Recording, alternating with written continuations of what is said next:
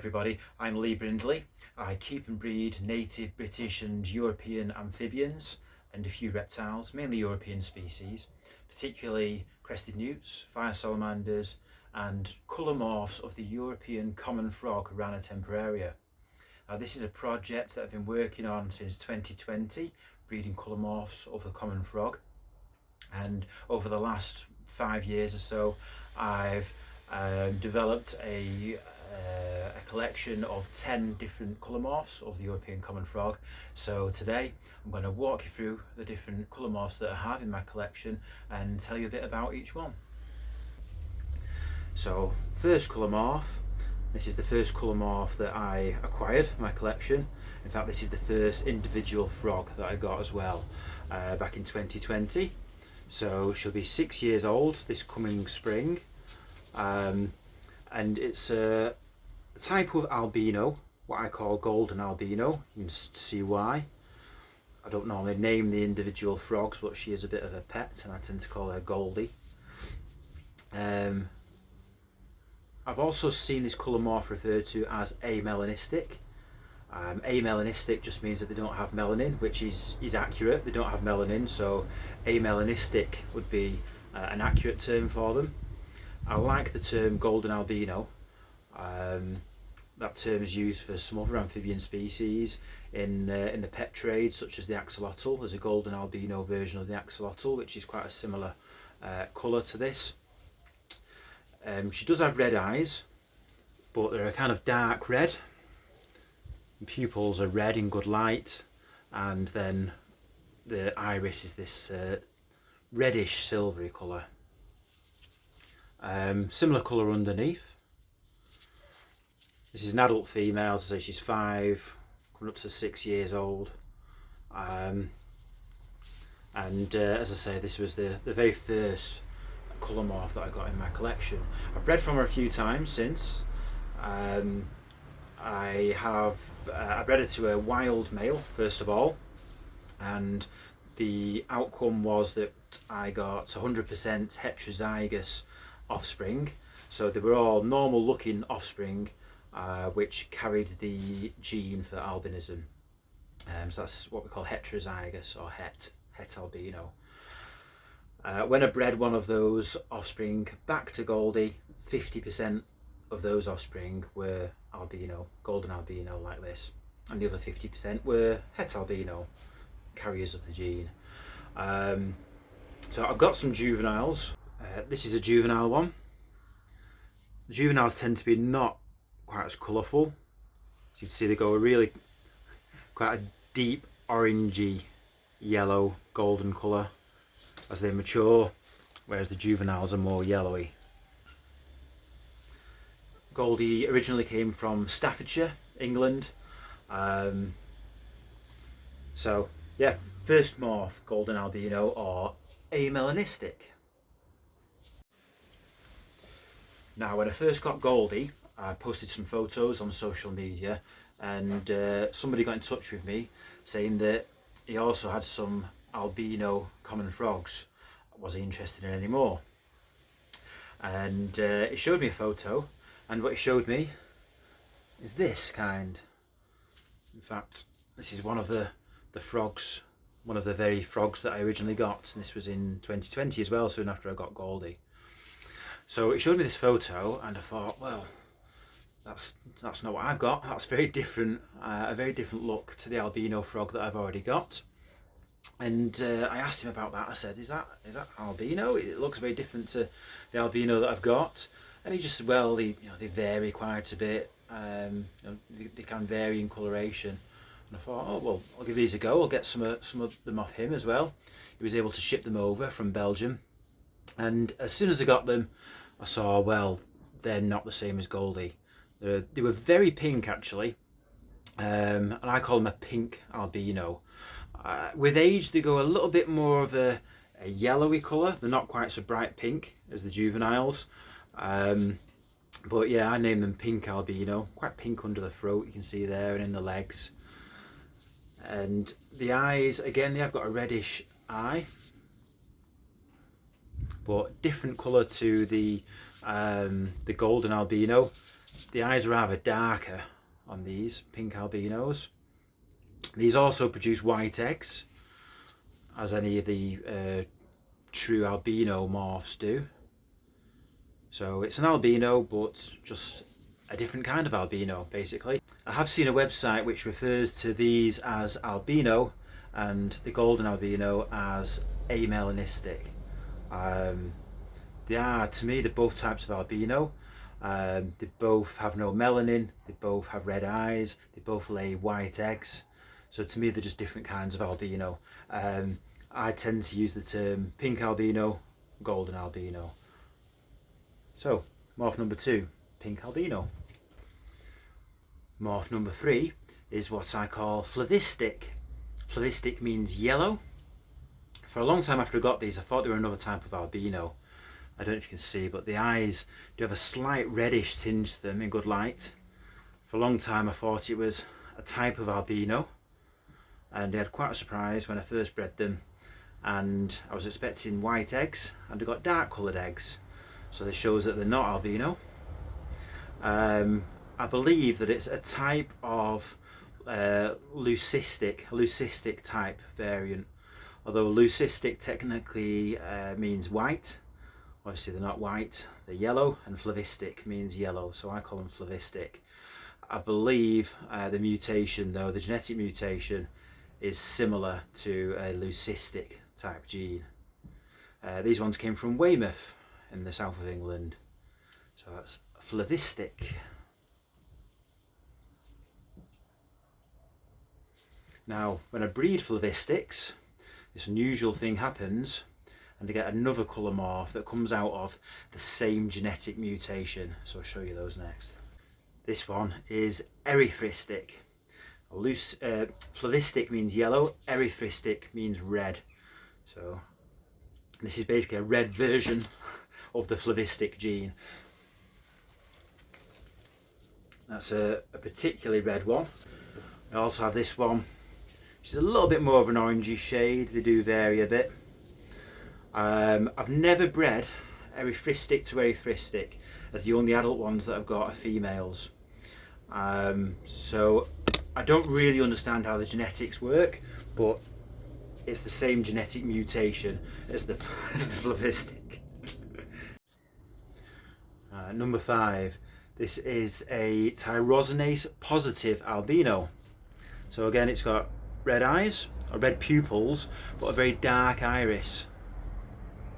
They can sometimes have speckles on the back, which this one's got. Not completely black speckles, but those are speckles of tyrosinase, which is a dark brownish pigment. So it's basically, you might say that a T positive albino is like a partial albino. They do produce a tyrosinase, which is a component of melanin, but they don't produce the full melanin. They can vary quite a bit in colour. I'll show you another one for comparison. So you can see there they are. It's not shown up on camera that well actually. This one's a lot more yellowy than this one in the flesh. This one's a female, this one's a male as well. You can see the white throat on the male, which is typical of any common frogs really. The males normally have white throats, whereas females have a more marbled colouring on the throat. So these T positive albinos originally came from Northamptonshire, and yeah, I've had these for a few years now. In fact, I originally was sent spawn off a T positive male and a normal female. So that spawn developed into 100% het albino offspring, or normal looking offspring that carried the albino gene, and it's inherited exactly the same way as I mentioned previously with the other types of albino. So breed them another generation and you get the visual albinos. These ones lay greyish white eggs, not pure white eggs like the other albinos. So that's the T positive or tyrosinase positive albino. In other species, T-positive albino exists in other species in the amphibian and reptile keeping hobby. So in axolotls it's called a copper. In snakes, T-positive is normally called caramel. So yeah, those are all the same thing, all T-positive albinos. Incidentally, I'm just going to show you this two different morphs next to each other for comparison, because they can be quite easily confused. Now, here I have a tyrosinase positive albino. Here I have a golden albino. So you can see how similar they are in coloration, really. The tyrosinase positive albino, like I say, they don't always have the dark speckles on the back, and the coloration can vary. So this is a particularly golden looking one. But if I compare that to a golden albino, the one way you can really tell the difference is by looking at their eye colour. You can see how much darker the iris is on this T-positive albino compared to this golden albino or amelanistic. Now this is a much more subtle morph. This is a morph that I got last year, 2024. Hopefully I can breed from them for the first time next year, 2026. Yeah, it's rather more subtle. You might not instantly recognise that as a morph. It doesn't have red eyes. It has these quite pinky purpley stripes down the back. Same sort of colour in the feet, and kind of splodges of that colour on the belly as well. The bellies look a bit unusual and kind of patchy. You see a bit of that reddish colour in the chest, and those patches of colour on the body, the pinky purpley feet. Now you might just think that that's variation, and it's just, you know, maybe a slightly unusual looking normal common frog, but I'm sure it is a colour morph. When I got these, I got them as tadpoles, and they were very, very unusual looking tadpoles. In fact, I'll drop a photo in here so you can see the difference, because yeah, as soon as I saw the tadpoles I knew they were colour morph. I knew that I had to try and get them. They were found in a garden pond near Birmingham, and yeah, I went down and collected them, and they've morphed out a lot. There's two kind of phenotypes really, two looks to them. Half of them have got this reddish colour and half of them haven't. They've got a more kind of patchy colour. I don't think I've got one to hand. But yeah, just a very weird morph. I don't know what this is. Don't know what coloured eggs they lay. I can't wait to breed them for the first time, and that'll help me learn a little bit more about them. This is similar to a golden albino, so I'll show you it side by side to a golden albino. You see this new one has much pinker eyes. That's the main difference. A bit more yellowy than golden, maybe. I've been calling it a yellow albino, but I don't know. It's obviously a different albino gene. I'm sure it will be genetically different. Just looking at that eye colour, you can see that they're different. The way to check though, breed the two together, and if you don't get albinos, then they're two different genes. So that's what I'll be doing at some point. These are obviously both juveniles, but that's something that I'll be doing in the future. So yeah, yellow albino. Another new one that I got this year, another kind of albino. You can see it's got red eyes again. They do lay white eggs. I've only got this one individual that somebody very kindly gave me this year. That he found in his garden. A chap down in I think it was Essex or Kent, somewhere that way. And while in his care, she did produce a few infertile eggs, which were white. So I've not bred from her yet. 2026 will be her first breeding season. She has filled up with spawn now. She's ready to breed. She's not the biggest female, but yeah, she's sexually mature and gravid, ready to breed. So I don't know what to call that. Interestingly, if you look at the eyes, you can see how red they look there. If I can get the angle right, I don't know whether I can do it for you. There. See, the pupil looks completely black when you get the angle of light just right. Fascinating how the eye colour can change like that. There you go. just that tiny bit as it turns through, it goes black. Okay, there. So it just shows you how photos can be quite misleading sometimes. When you look at, you know, a photo, you look at the eye colour, and then an angle of light can make them look completely different, and they can look like a different morph. So there we go, another type of albino. I've been calling it like a red albino. It has got this reddish tinge to it, and I've seen photos of some animals online which I believe are the same colour morph, which are very red. I'll stick a photo in actually and show you of what I believe is the same colour morph, but just a redder version. So hopefully when I breed her, I'll be able to produce some redder versions as well. So yeah, red albino, do we call that? I don't know. So another new morph that I got this year. These were found in the south of England by a chap who, he found them in his garden originally, then he's been having a dabble with captive breeding himself and working with this colour morph for a few years now. He thought that they were albino for a while.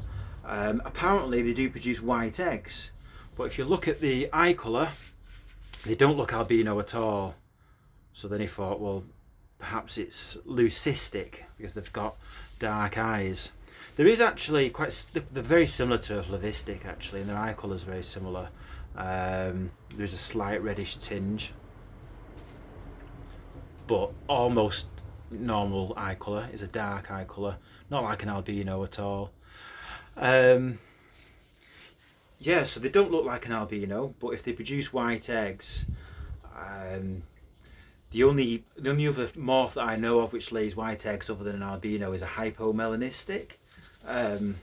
Certainly if you go off axolotls, keep referring back to axolotls because they're so well known, and you know, tried and tested. We know a lot about the morphs. So could this be a hypomelanistic frog? I'm not too sure, but I'm looking forward to breeding them for the first time, seeing the egg colour and things myself. At the moment I'm just calling it a Hex morph because the chap who got them off, Hector, calls himself Hex as a nickname. So in my records I call this a Hex. Because I'm not sure, is it hypomelanistic?